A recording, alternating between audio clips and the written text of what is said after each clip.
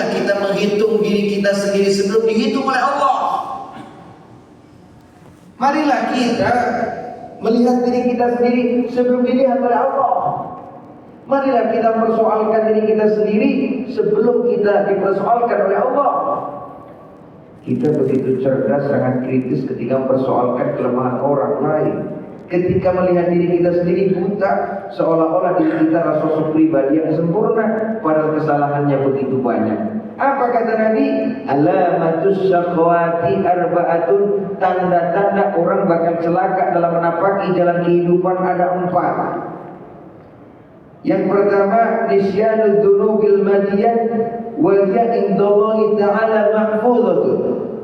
Tanda orang yang akan celaka dalam menapaki jalan hidup di dunia ini, nisyanud dunubil madiyah, adalah mereka yang suka melupakan dosa masa lalu.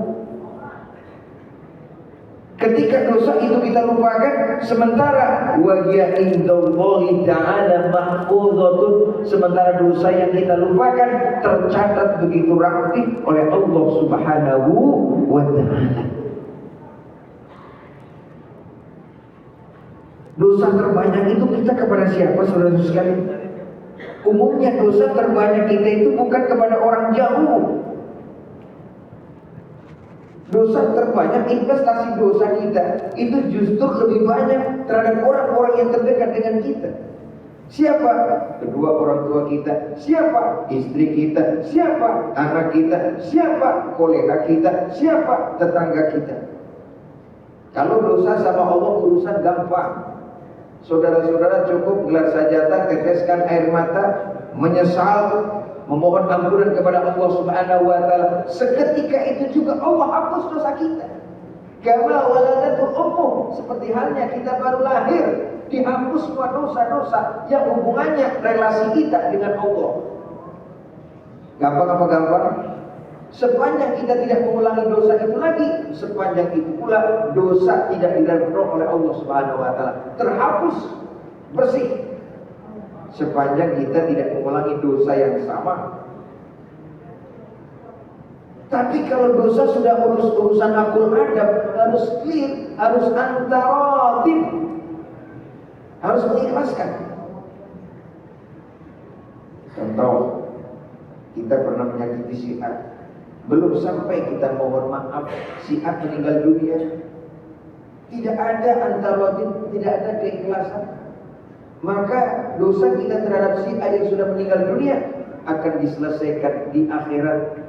Maka nanti di akhirat ada orang datang dengan pahala zakatnya, ada orang datang dengan pahala sholatnya, ada yang datang dengan pahala hajinya. Tapi setelah dihitung, seluruh kebaikan dan pahalanya itu dikonversi, dipindahkan kepada orang lain, karena persoalan di dunianya belum clear. Sementara kalau pahala kita sudah habis, sementara persoalan belum clear, maka keburukan orang lain akan pindah tempat menjadi tanggung jawab kita. Keburukan kita yang harus berakhir dengan api neraka. Ingat, tanda-tanda orang yang celaka dalam kehidupan dunia dan akhirat, nisyanud dunubil madiyah, yang suka melupakan dosa masa lalu, wa yaqinullahi ta'ala mahfuzatun, sementara dosa itu tetap terpelihara, tercatat dalam catatan dosa kita di sisi Allah Subhanahu wa ta'ala. Ustaz, untuk bisa menghapus dosa seperti apa? Taubat, taba yatubu taubatan nasuha. Tapi taubatan nasuha kepada Allah gampang, seperti yang Ustaz tadi sampaikan. Tapi taubatan nasuha dalam kaitannya relasi kita dengan sama manusia harus clear dulu. Utang harus selesaikan dulu. Kalau kita pernah mendolimi harus minta maaf dulu. Ustaz, saya pernah mendolimi si Anu, tapi si Anu udah meninggal dunia. Bagaimana caranya? Banyaklah sodako, niatkan sodako kita untuk yang bersangkutan yang pernah didolimi seperti itu. Kalau utang piutang, Ustaz, saya punya utang piutang, tapi orang yang utangin saya udah meninggal duluan. Cari siapa ahli warisnya. Kalau kita temukan ahli warisnya, kita sampaikan bahwa kita punya utang dan berikan utang kita kepada ahli waris sebagai bentuk pertanggungjawaban kita. Ustaz, ahli warisnya nggak ada.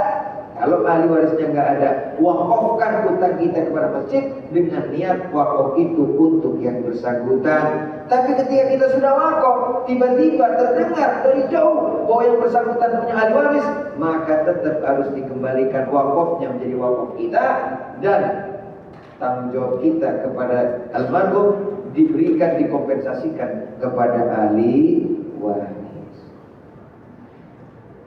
Jadi yang pertama, nisyanul dzunubil madiyah, jangan sampai kita melupakan dosa-dosa masa lalu sementara Allah mencatat dosa kita dan akan dipersoalkan nanti di akhirat kelak.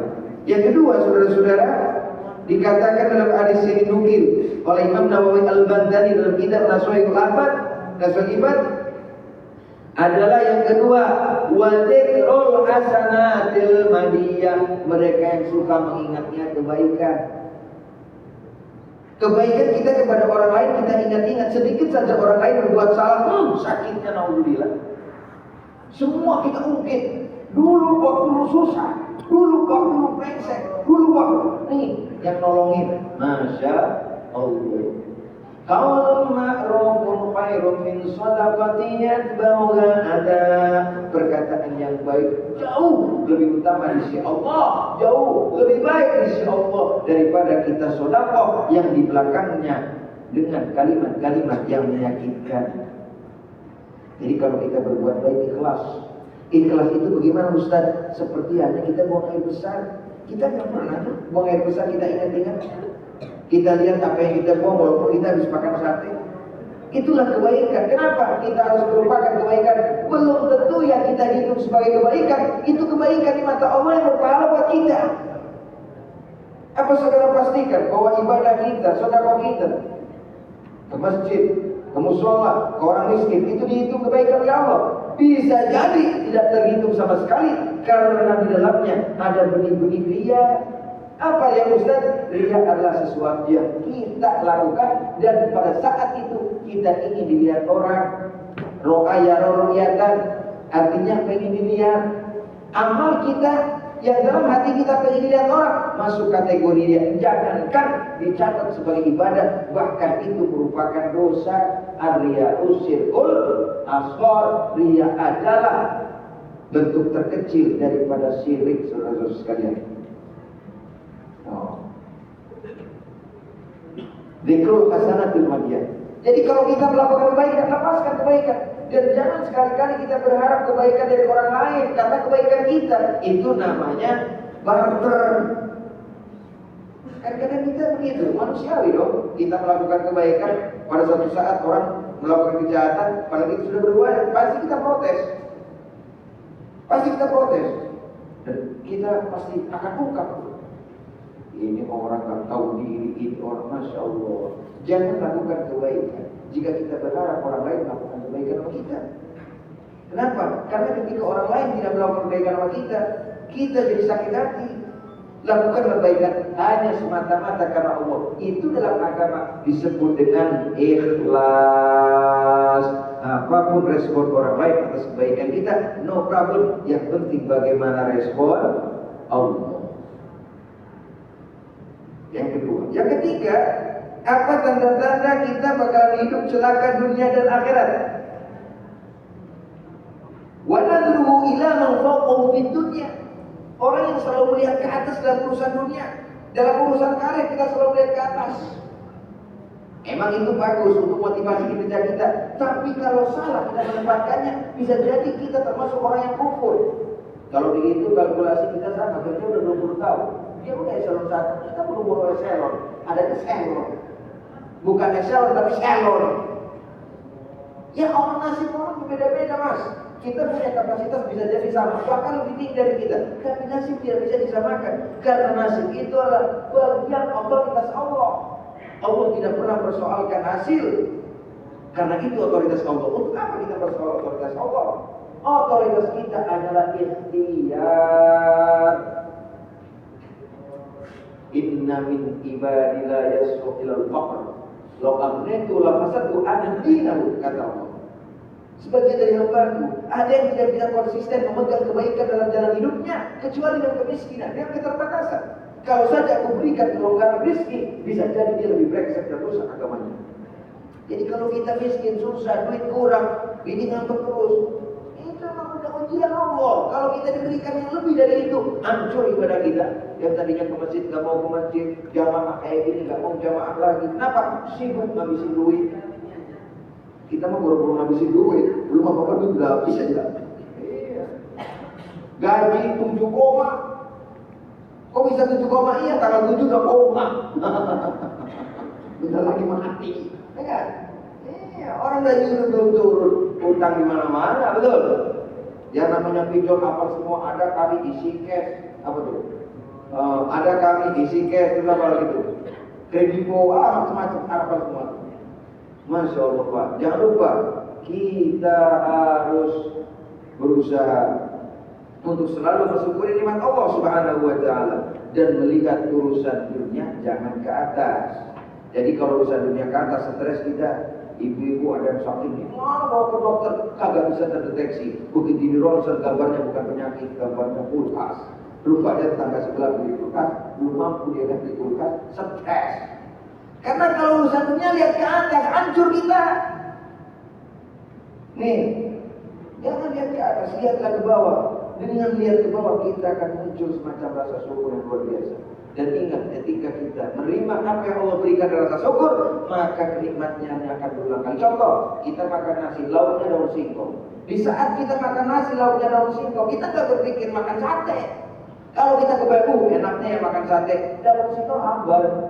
Gitu kan? Daun singkong hambar bila jadi memicu darah tinggi, emosi kan? Nah, tapi kalau kita menikmati, alhamdulillah, ada daun singkong sebagian dari saudara kita, ada yang makan tanpa lauk, bahkan sebagian dari saudara kita ada yang tidak bisa makan di siang ini.